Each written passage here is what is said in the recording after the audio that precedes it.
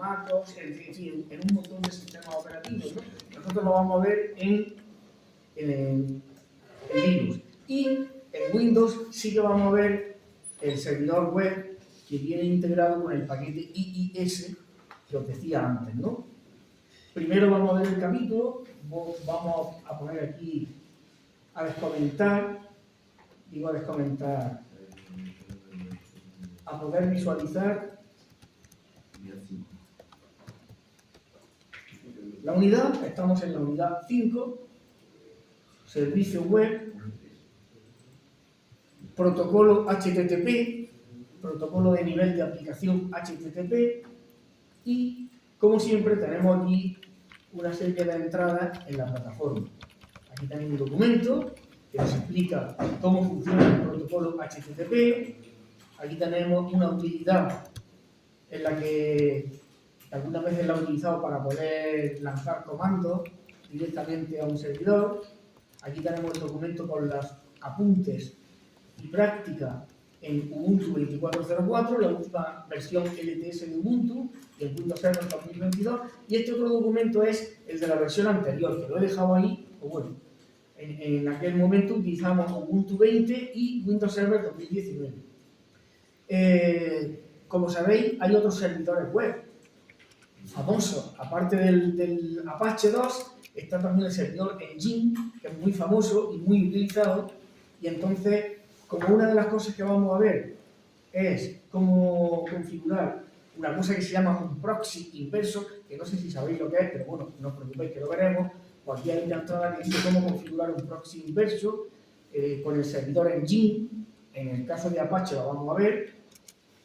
Aquí hay otra entrada que nos explica cómo configurar un proxy inverso con el servidor IIS, el servidor web de IIS, etc. Y una serie de elementos adicionales. Estos no los veis, porque estos son prácticas antiguas que no las he quitado, pero las tengo ocultas para que no las veáis. Y aquí están pues, las prácticas y las tareas que tendréis que hacer o que tendremos que hacer a lo largo de este camino. Bien, pues entonces lo que vamos a hacer es, vamos a cogernos el documento Apuntes y Práctica en Ubuntu 24 y Windows Server 2022 y vamos a empezar a ver.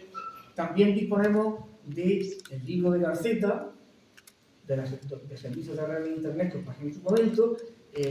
Lo que hay en el documento y lo que hay en el libro es muy parecido. Bueno, entonces, como digo, vamos a empezar a estudiar el servicio World Wide Web, y este servicio, como todos sabéis, utiliza como protocolo de nivel de aplicación el protocolo HTTPS, cuyas siglas significan Protocolo de Transferencia de Hipertexto. Este protocolo se desarrolló en su momento y como le ha pasado a muchos de los protocolos que ya hemos ido viendo en este curso, pues llegó un momento en que necesitó de una parte de seguridad, porque pues por lo mismo que el FTP, etc. Y entonces, en vez de rediseñar el protocolo, se hizo lo mismo que se hizo con el protocolo FTP. Es decir, se le añadió, mediante TLS o SSL, se le añadió una capa de seguridad, convirtiendo o apareciendo también el protocolo HTTPS. En este caso, usan puertos distintos. Como sabéis, el protocolo HTTP utiliza por defecto el puerto 80 y el protocolo HTTPS utiliza por defecto el puerto 443, por defecto mismo. ¿Vale? Versión segura, versión no segura. Como siempre, la versión segura pues será haciendo uso de un certificado con su clave privada, su clave pública y el propio certificado. Bueno,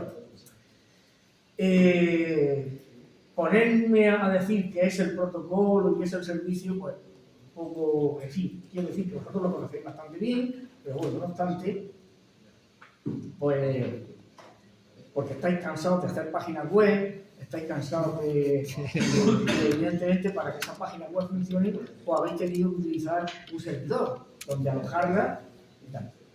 Bueno, de momento, por recordar que utiliza el modelo cliente-servidor, como otros que hemos visto.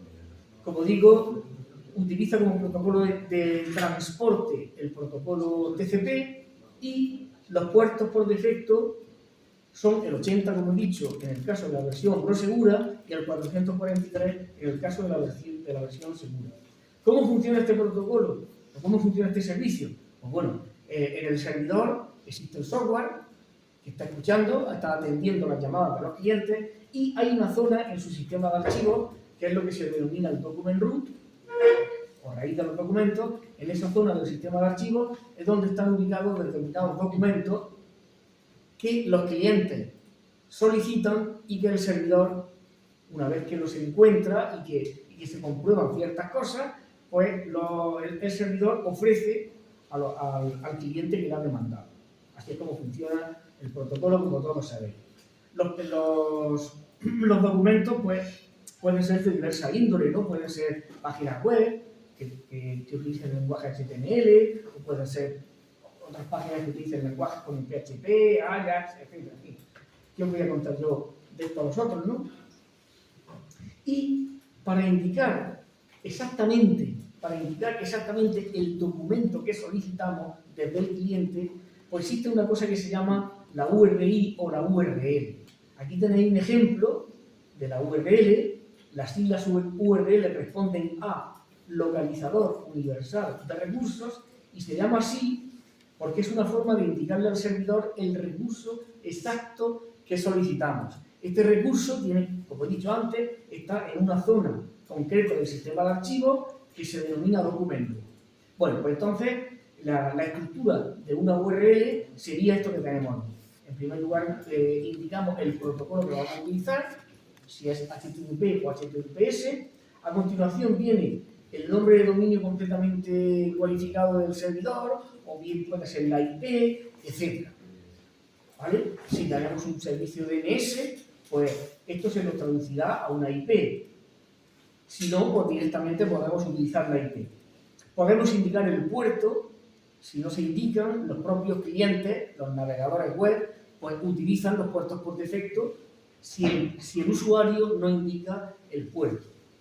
Por eso ese parámetro es opcional. Y luego podemos indicar una ruta, porque como hemos comentado antes, aquí tenemos una ruta por defecto en el servidor, donde se supone que están los documentos que el servidor es capaz de servir, pero nosotros dentro de esa ruta, que puede ser muy amplia, dentro de lo que es el document root, pues puede haber carpetas, subcarpetas, etcétera, y podríamos tener que indicar el lugar exacto, el directorio exacto y el documento exacto. Por eso tenemos la posibilidad de indicar una ruta, como todos sabéis. Aquí mismo tenéis un ejemplo. Aquí mismo tenéis barra centro, barra Almería, barra no sé qué, no sé cuánto, etc. Hasta llegar a este documento, que es el documento que se le ha solicitado al servidor, pero como veis, ha sido necesario indicar una determinada ruta dentro de lo que es el documento. Bien. Dependiendo del tipo de documento que estemos solicitando, podría ser necesario utilizar lo que se denominan parámetros, ¿no? Ya sabéis que hay diferentes métodos, como el método de la URL se conoce como el método GET, y podríamos indicar parámetros con sus correspondientes valores. Parámetros que son, pues, el documento que solicitamos puede necesitar que determinadas parámetros o variables se le indiquen con sus valores correspondientes. Entonces, desde la URL se puede indicar cuáles son los parámetros con sus valores correspondientes. Aquí tenéis el ejemplo. ¿Veis? Después del símbolo de interrogación se indica que hay un parámetro que se llama ID con el valor 9. Si hay varios parámetros, pues ya sabéis vosotros que se conectan unos con otros con el símbolo ampersand. Bueno, pues esto, resumiendo, es la estructura que tendría la URL, que es la manera de indicarle al servidor cuál es el documento que necesitamos o que solicitamos. Y aquí nos explica, pues evidentemente, qué es cada uno de los elementos que intervienen en la URL. Bueno, el protocolo HTTP, como ya sabéis, es un protocolo del nivel de aplicación, cuyas siglas significan lo que ya he dicho antes y aquí aparece ahí, protocolo de transferencia de hipertexto. ¿Por qué se le llamó así? Pues porque al principio las páginas web o los documentos HTML, que fueron los primeros, pues tenían la capacidad de tener eso que se llaman los hiperenlaces, ¿no? Que son elementos, es texto, pero si poníamos el puntero del ratón encima de ese texto y hacíamos clic, nos llevaba a otro documento. Y a eso se le llamó hiperenlace. Es decir, el texto tenía la capacidad de que desde ese documento podríamos ir a otro, y eso fue una de... Bueno, ahora mismo esto se ve como una trivialidad, pero cuando se definió, cuando se inventó este protocolo, eso era una cosa impresionante. El hecho de que tú estuvieses en un documento y de ese documento te pudieses ir a otro, y de ese otro a otro, etcétera, etcétera, y, entonces se inventó lo que se conoce hoy, o lo que se dio a conocer como el término de navegación, que hoy día nos parece trivial, evidentemente, porque hace muchos años de esto y porque estamos súper acostumbrados, vosotros habéis nacido con eso ya, ¿no? Pero evidentemente, cuando esto se definió no era nada trivial, era una cosa importantísima, ¿no? Bien, pues por eso se le llamó hipertexto, es decir, algo más que texto, ¿no? De un documento puedo ir a otro. Bien, el protocolo tiene diferentes versiones, la 1, la 2, la 3, etc. Y, bueno, evidentemente han ido surgiendo mejoras, la capacidad de poder utilizar unos lenguajes de programación, otros, etcétera, etcétera. Bien.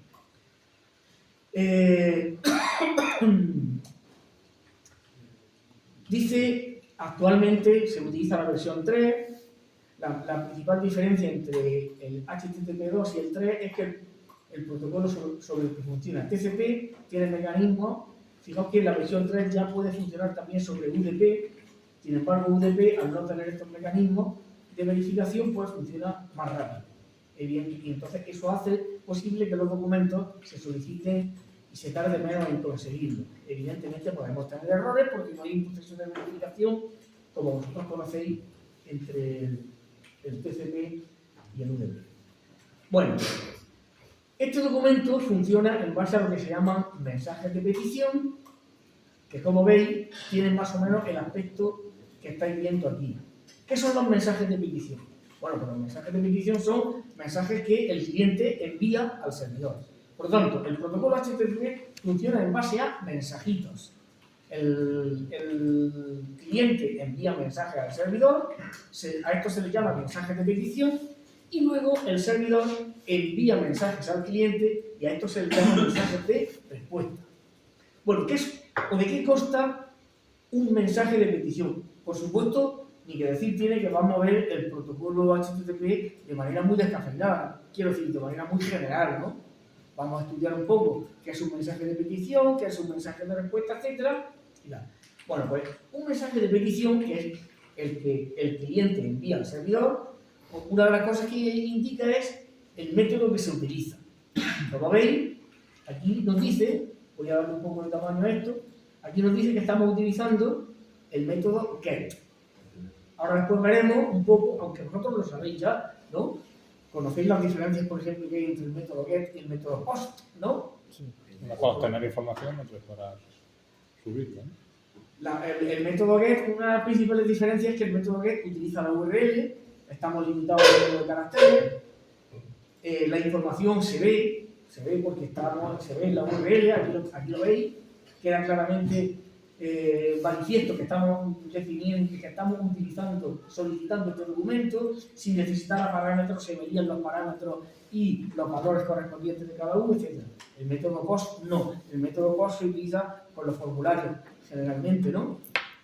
Pero ambos son métodos de petición. Y por supuesto, el método POST es un método más versátil que el GET. Bueno, pues los mensajes de petición, una de las cosas que incluyen es el método que se utiliza, la parte relativa al servidor, es decir, la URL, o la URL completa si se establece mediante un servidor proxy, que también me imagino que conocéis lo que es, pero ahora después lo veremos. También la versión del protocolo que se utiliza, y luego hay una serie de líneas de cabecera, que son estas cosas que tenéis aquí. Estas líneas de cabecera son las que utilizan el cliente y el servidor para entenderse. De alguna forma el cliente le dice al servidor qué es capaz de hacer, qué es capaz de entender.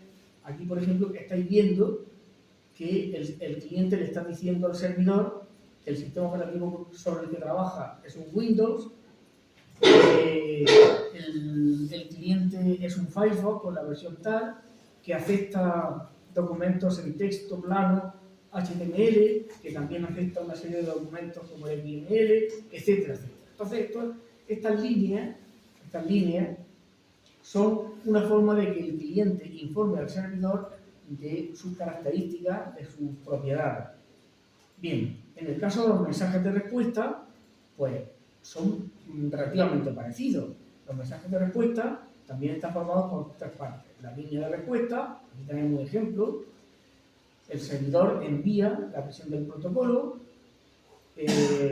Cuando el mensaje recibido por parte del servidor ha sido interpretado correctamente y lo puede gestionar, le envían, dice, mensaje explicativo del código de error. Si envía del código de start, que diga, si envía un OK, es que el servidor ha entendido lo que el cliente le ha solicitado y que se lo puede proporcionar. Y también hay una serie de líneas en las que el servidor indica qué es capaz de ofrecer. Por último, estará lo que es el cuerpo del mensaje, que el cuerpo del mensaje ya variará y dependerá de cuál es el documento que hayamos solicitado, ¿no? Bueno, pues esos mensajes de petición por parte del cliente, de respuesta por parte del servidor, son los que se utilizan o los que se intercambian el cliente y el servidor y son los que componen lo que llamamos el protocolo HTTP. Así es como funciona, intercambiándose mensajes el cliente y el servidor. ¿Qué métodos de petición nos podemos encontrar? Pues nos podemos encontrar el método GET. Este método es muy utilizado, se invoca desde la URL, también se puede invocar cuando hacemos clic en un hiperenlace, pero en ese hiperenlace se ha indicado que se va a utilizar ese método. O incluso en un formulario. Normalmente los formularios utilizan el método POST, pero si nosotros indicamos en un formulario que queremos utilizar el método GET, pues se utilizaría el método GET. Podemos enviar parámetros al servidor. Estos parámetros se conocen como cadenas de consulta. Y para codificar los parámetros como parte de la URL, como lo he dicho antes, se utiliza el símbolo de interrogación. Los diferentes parámetros se separan por el símbolo ampersand, los espacios se sustituyen por el símbolo más, etc. Bien, las peticiones GET no envían un cuerpo de mensaje. No se puede usar para subir archivos. Para eso hay que utilizar el método POST. Bueno, el método POST se emplea para solicitar al servidor que acepte información, que se adjunta, las peticiones envían el cuerpo del mensaje y en él se pueden incluir parámetros, no se ve en la URL, los parámetros no son visibles, se invoca normalmente como consecuencia de enviar un formulario HTML. Pues, digo normalmente. Se utilizan operaciones que no deberían ser repetidas, porque no habéis visto que cuando se utiliza el método POST y le damos a volver, le damos aquí al botón este de ir hacia atrás, que nos dice que tiene que reenviar el formulario. Eso es precisamente por eso, porque la operación, para que si le damos aquí atrás, hay que repetir la operación. Entonces, normalmente se utiliza el método POST cuando no hay que repetir la operación. Los navegadores muestran mensajes de advertencia. No hay límite en la cantidad de datos, porque no estamos sujetos a los 255 caracteres de la URL. Y no es recomendable cachear la respuesta obtenida. Bueno, más métodos. Estos son dos métodos absolutamente fundamentales, como vosotros sabéis, el GET y el POST. Pero hay otros, ¿no? Por ejemplo, está el método Options. Este método se utiliza para que el servidor para solicitar al servidor información sobre las opciones de comunicación disponibles. El método GET es un método para recuperar cabeceras, pero sin el cuerpo. Y por lo tanto, nos daría, lo usan los navegadores, las cachas de los navegadores, etcétera, para saber, por ejemplo, si nosotros solicitamos una página y la tenemos cacheada, pues el navegador puede solicitar al servidor, mediante el método GET, que le diga los parámetros necesarios de la página para saber, para que el cliente sepa si se la tiene que reenviar entera o no. Es decir, yo tengo cacheada una página con fecha el 18 de enero. Yo solicito al servidor que me diga la fecha de la última actualización de la página mediante una cabecera. Me dice que la última actualización es anterior al 18 de enero y el navegador sabe que puede utilizar la versión que tiene cacheada. Pero si ha habido modificaciones después, pues entonces el navegador sabe que le tiene que decir al servidor que se la reenvíe de nuevo, porque puede haber habido modificaciones en esa página. ¿Vale? Bien, el método put, ese es un método que seguramente nosotros no hemos utilizado porque se utiliza para enviar, para poder subir cosas al servidor y generalmente los servidores están configurados para que no se puedan subir cosas. El método delete lo mismo, tampoco casi seguro que lo hemos utilizado porque nos permite,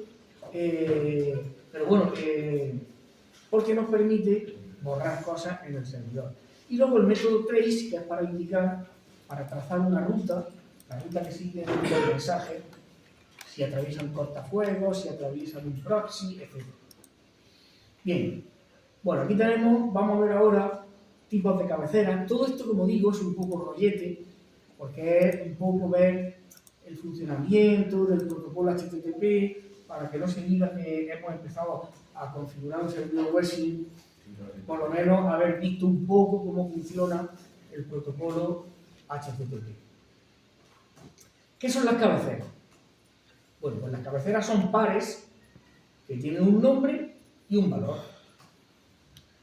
Esas cabeceras pueden estar en los mensajes de pedido.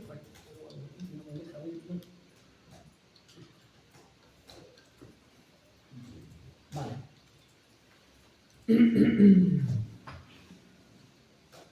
Como digo, son pares que tienen un nombre y un valor que nos sirven pues, para indicar, pues, como hemos visto antes, características, propiedades por parte de los clientes o por parte de los servidores.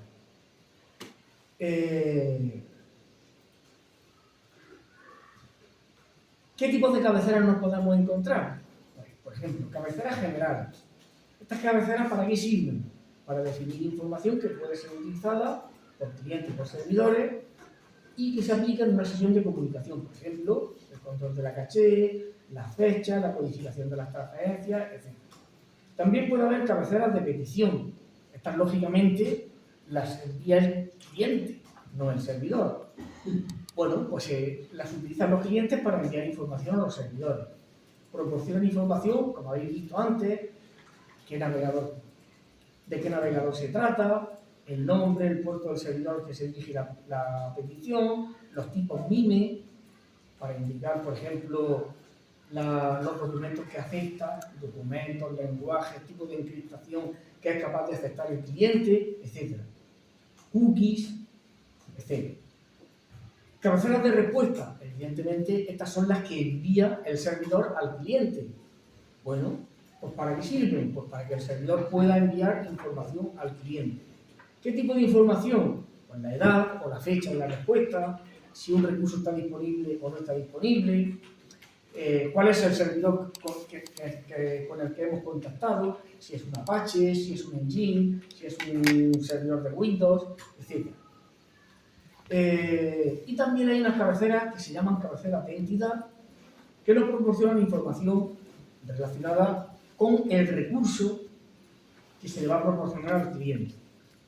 Bueno, por ejemplo, la codificación, el idioma, la longitud, los tipos MIME, etc. ¿Qué son los tipos MIME, chicos? O chicas. ¿Qué significa MIME? Chiques. Bueno, la palabra MIME significa, como veis, extensiones de correo multipropósito en Internet. Digamos que dice de correo. Bueno, se llaman así porque en un principio se definieron para aplicarlas al correo electrónico. Pero después se aplicaron también a otras cosas, como por ejemplo al protocolo HTTP. Y esta es la razón por la que, la razón por la que se llama MIME, de MAI, es porque se aplicaron en una primera instancia al servicio de correo electrónico. Consiste en una serie de especificaciones a intercambiar en Internet, usando protocolos como el HTTP. En un principio era para SMTP, que es el protocolo de correo saliente. Ya lo veremos un momento. Bueno, ¿y qué ¿Cuáles son las especificaciones que se pueden intercambiar en Internet? Pues, por ejemplo, los recursos de texto, recursos de audio, recursos de vídeo, imágenes, etc. Ya sabéis que nosotros le podemos solicitar a los servidores web no solamente texto. En un principio era solamente texto, pero rápidamente se extendió, se amplió el abanico de recursos que los servidores podían ofrecer, servir a los clientes, y como todo el mundo sabe, se incluyen imágenes, se incluyen audios, se incluyen vídeos y otras cosas. Hoy día, muchas más cosas. Bueno, pues entonces los tipos MIME indican, pues, definen, por ejemplo, tipos y subtipos, como por ejemplo text HTML. Esto es para indicarle, por ejemplo, un servidor puede indicar al cliente, o el cliente puede indicarle al servidor, que es capaz de entender texto, es decir, texto plano, en el formato HTML, o que puede entender, que puede visualizar imágenes en el formato GIF, o texto en el formato CSS, hojas de estilos, ¿no? Etc. Entonces, de esa manera, el cliente le indica al servidor lo que es capaz de entender, porque imaginaos que un cliente, por ejemplo, no pudiese visualizar una imagen JPG. Entonces, por mucho que el servidor se la envíe al cliente, pues el servidor le envía el fichero, pero si el cliente no es capaz de visualizar esa imagen, pues la imagen no la veríamos, ¿no? Lo mismo que si el cliente no es capaz de entender texto en el formato de hoja de estilo, pues veríamos la página web sin estilo. ¿De acuerdo? Por lo tanto, es una manera de que los clientes y los servidores se entiendan en cuanto que son capaces de entender, de hacer, de ofrecer, todo eso. Bien, esos son los tipos MIME. Bueno, definen también reglas para codificar mensajes que no son ASCII. Cabeceras que son utilizadas por los protocolos para informar a los clientes y servidores sobre los recursos transmitidos. La versión MIME, el texto que describe, identificadores, el tipo de codificación en las transferencias, todo eso. En HTTP se utilizan las cabeceras en mensajes de respuesta, mensajes de petición y algunas veces también para encapsular recursos. Bien, eso es así, a grosso modo, de manera muy superficial, lo que son los tipos MIME. Bueno, avanzamos en cuanto a los códigos de error. ¿Qué son los códigos de error? Pues aquí habéis visto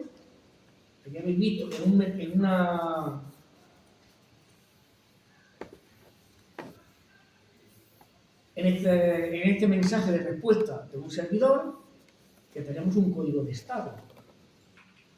Pues esos códigos de estado se dividen en diferentes categorías y algunos de ellos pueden ser códigos de error. Son códigos que el servidor envía a los clientes para indicar qué ha pasado. Bueno, pues entonces están agrupados en categorías los códigos que envían los servidores en la respuesta HTTP y que informan al cliente de cómo ha sido procesada su petición. Se suelen acompañar de un texto explicativo. Y como veis, están agrupados en bloques de números. Los que van desde el 100 al 199 son informativos. Indican que el servidor ha recibido la petición, pero aún no ha terminado de procesarlo. Esos son los que van del 100 al 199. Los que van del 200 al 299 son para indicar que la petición ha tenido éxito. Fijaos que esto es un poco paradójico porque habla de códigos de error. En realidad se deberían de llamar códigos de estado, ¿no? Bueno, los que van del 200 al 299 se usan para indicar al cliente que la petición se ha procesado de manera satisfactoria.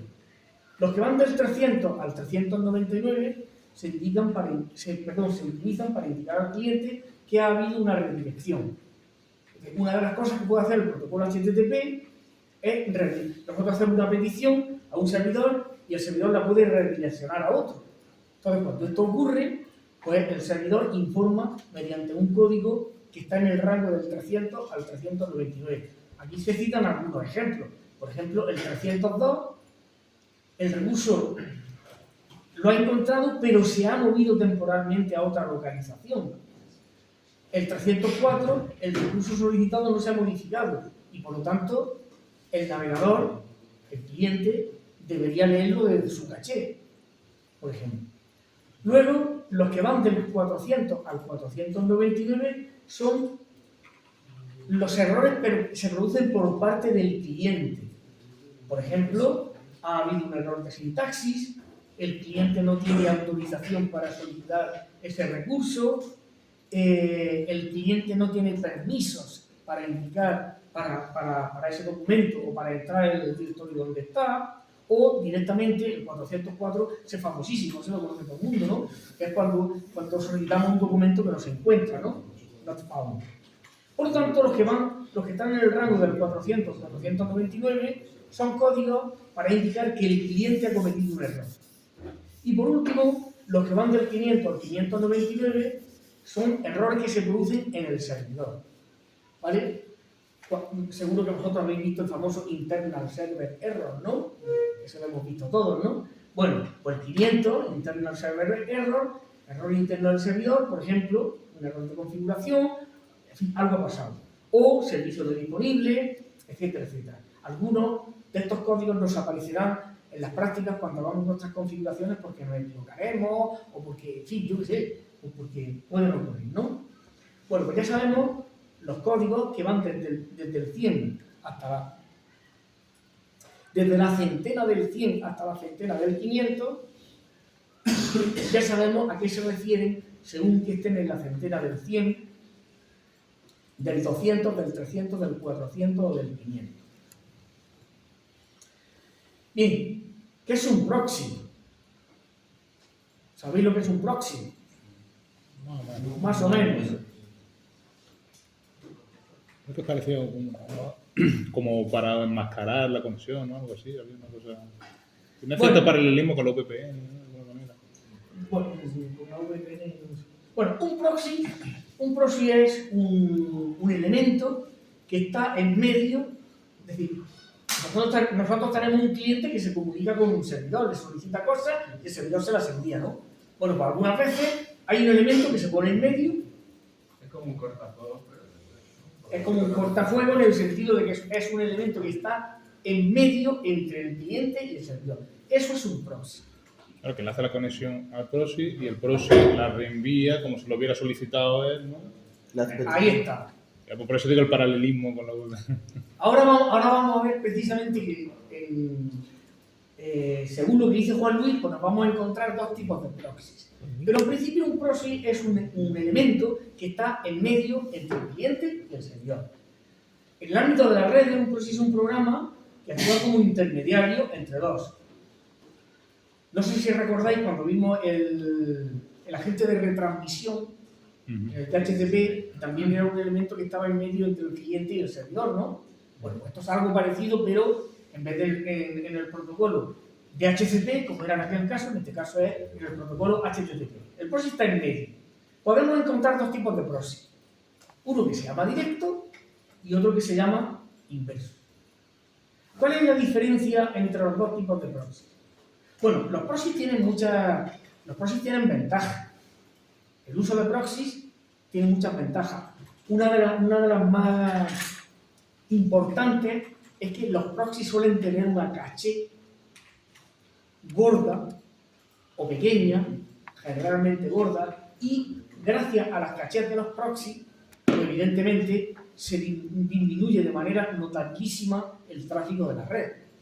Evidentemente. Por ejemplo, imaginaos que yo tengo aquí en el Cura Valera, imaginaos que tenemos 300 ordenadores.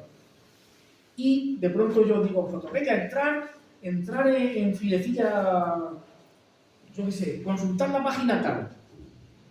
Os lo digo a 30 personas. Entonces, en el momento que uno entra, consulta con el servidor, la página puede quedar almacenada en el proxy que tengamos en la cabecera del Cura Valera. Cuando los otros 29 van a solicitar esa información, ya no es necesario ir al servidor. La cogemos de la caché del proxy, ¿no? Y eso evidentemente disminuye de manera notable el tráfico de red. De hecho, alguien dice por ahí que si no existieran los proxies, hoy día sería imposible la navegación a nivel mundial. ¿Por qué? Porque el tráfico de red sería tal que sería lentísimo, nos agobiaríamos, nos aburriríamos, etc. Yo no sé si eso es verdad o no es verdad, pero hay quien lo dice. Bueno, entonces, Las ventajas de los proxies son bastantes. En cuanto a la caché, una importantísima. Bueno, ¿qué es un proxy directo o qué diferencias hay entre un proxy directo y un proxy inverso?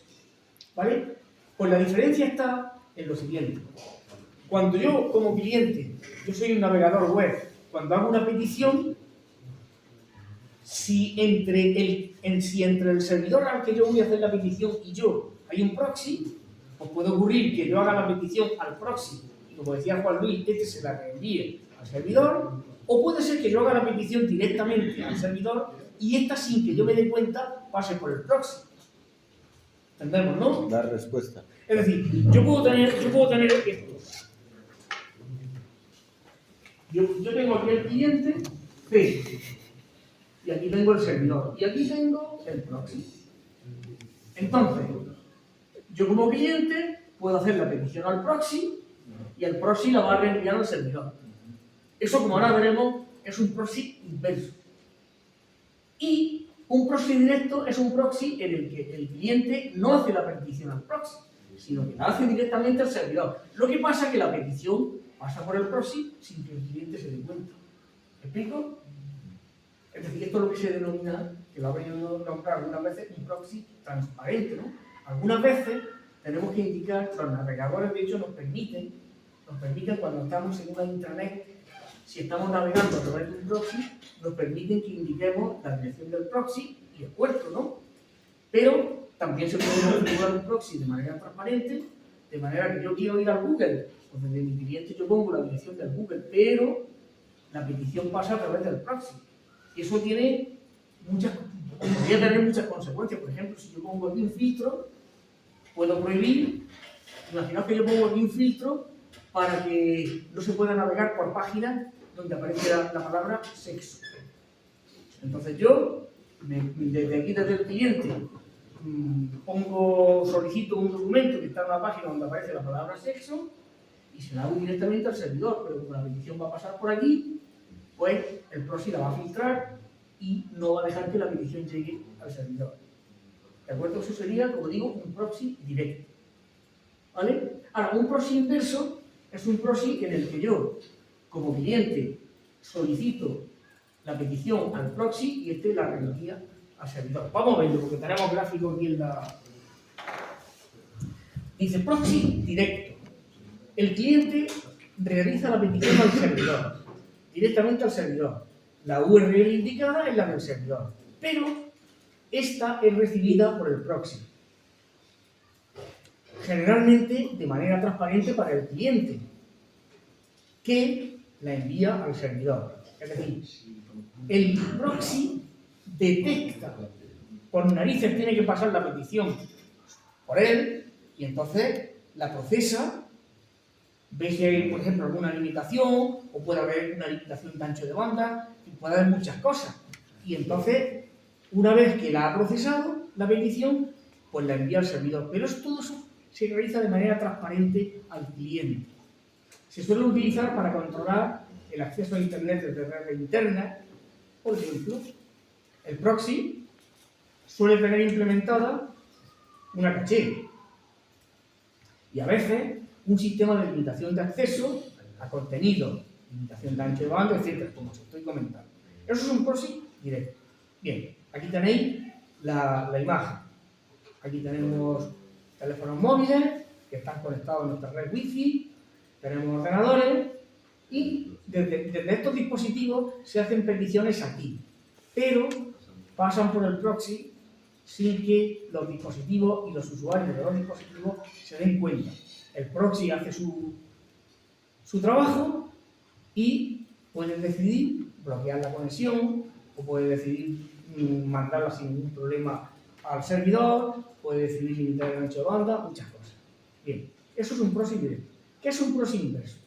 En el caso del proxy inverso, el cliente realiza la petición al proxy, no directamente al servidor. Yo realizo la petición al proxy y la URL indicada es la del proxy, que para los clientes es un servidor web normal. Este envía la petición al servidor de verdad.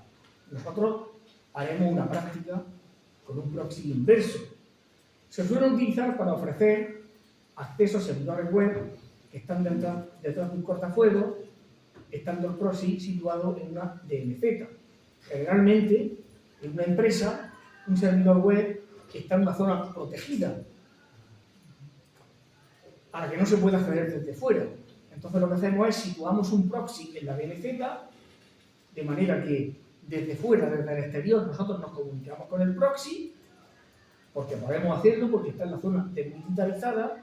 El proxy procesa la información y ya la envía a la red interna, porque desde la DMZ el proxy sí que puede acceder a la red local. Entonces es un mecanismo de seguridad importante. ¿De acuerdo? Ya digo que esta configuración la haremos nosotros en una práctica. Bueno, pues esas son las diferencias que hay entre un proxy directo e inverso. ¿Hacia qué elemento hace la petición el cliente? Si la hace al proxy y este la redirige al servidor, estamos hablando de un proxy inverso. Si la hace directamente al servidor, que se supone que tiene el recurso, entonces estamos hablando de un proxy directo. Pasaremos a través del proxy, pero de manera transparente, sin tanto. Bueno, de manera transparente, o porque habremos configurado nuestro navegador, le habremos dicho, navego yo a través de un proxy que tiene la dirección IP tal y el transporte tal. Lo que pasa es que normalmente los proxies directos se suelen configurar para que se pase a través de ellos de manera transparente y el cliente no se dé ni cuenta. ¿Vale? ¿Conocéis algún proxy? No. Cura Valera. ¿Eh? Cura Valera tendrá su proxy. Sí, no, pero me refería a algún software que haga. Por ejemplo, hay uno buenísimo en el mundo de Linux que se llama el SQuit. Los que hayan hecho ciclo medio deberían haber visto proxies en el módulo de servicios en el módulo equivalente a este del ciclo medio. Hay un capítulo dedicado a los proxies. Yo alguna vez lo he dado y veía el SQuit, que es un proxy muy bueno, libre, evidentemente. Aunque hay muchísimos. Esto es como los cortafuegos, hay la tira, ¿no? ¿Pero esto puede ser un software solo o tiene que ser un servidor? Claro, es que el proxy es un software. Vamos a ver. Lo que pasa es que ese Como se habla del software, servidor proxy, digo, será una... vamos a ver, el software tiene que estar corriendo en una máquina, evidentemente. Estamos entonces, pues el proxy, lógicamente, tiene que estar corriendo en un ordenador. Sí. Y la parte física tiene que existir. Y los requisitos para ese tipo de software libre son muy pesados, un hardware más potente, más ligero. Joder, se puede, con un 486, ¿sabéis lo que es un 486? Sí, sí, sí. Muy bien. Claro, Un procesador viejísimo de mi época. Con un 486 se puede implementar un proxy perfectamente. Ah, no Y funciona mucho. funciona de maravilla. Bueno, pues ya lo Con veremos. un Pentium. O sea, con ordenadores viejos se puede implementar, por ejemplo, un Firewall. Vosotros habéis visto lo que estamos utilizando como cortafuegos. El Hyperfire. El IP-Fire, que no pesa nada. Eso se mete en un Pentium y va de maravilla. Y en ese Pentium metes también un proxy y va de maravilla. O sea, que no se necesita una máquina de grandes recursos, ni mucho menos, para implementar. Ahora, otra cosa, estamos hablando de un proxy para una empresa, por ejemplo, para un instituto. Ahora, los proxies que tengan implementado empresas como Telefónica y todas esas cosas, ahí ya no sé. No lo sé porque ni siquiera sé qué software utilizan y tampoco sé si se necesitan equipos con más recursos físicos o no. Pero me imagino que sí. Va. Bueno, pues ya hemos visto los proxies y haremos prácticas, como digo. Y las cookies, esto sí sabéis lo que es, ¿no? O lo que son. ¿Qué son las cookies? Galletas. Es verdad. Son los Galletitas. archivos que dejan las páginas web con las configuraciones del usuario, ¿no? Efectivamente. Una cookie es simplemente un archivo que se guarda en el sistema de archivos del cliente. ¿De acuerdo? Desde hace relativamente poco tiempo, las páginas web están obligadas, como todos sabéis, a informar al cliente, al usuario, a través de su cliente, de su navegador, si una página utiliza o no utiliza cookie, para que el propio usuario sea consciente de lo que está pasando y decida aceptarla, no aceptarla, o aceptarla necesaria, en fin. Lo habéis visto todos, ¿no? Eso nos salta en todas las páginas web, en casi todas las páginas web hoy día, ¿no? ¿Por qué? Por directivo europeo. Pues porque antes el tema de las cookies, pues bueno, era simplemente yo enviaba una cookie y el cliente, el cliente sí se enteraba, el navegador, pero el usuario, me refiero, ni se enteraba de lo que estaba pasando. Y en realidad son ficheritos que se están metiendo en nuestro disco duro. Esos ficheros generalmente tienen el contenido es beneficioso.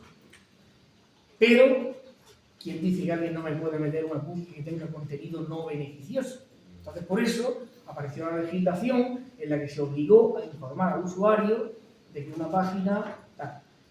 Muchas veces, por ejemplo, cuando se programa en PHP, pues las sesiones, ¿sabéis lo que son las sesiones, no? A la hora de programar, ¿sabéis lo que son las sesiones? No. Si yo, por ejemplo, me voy a...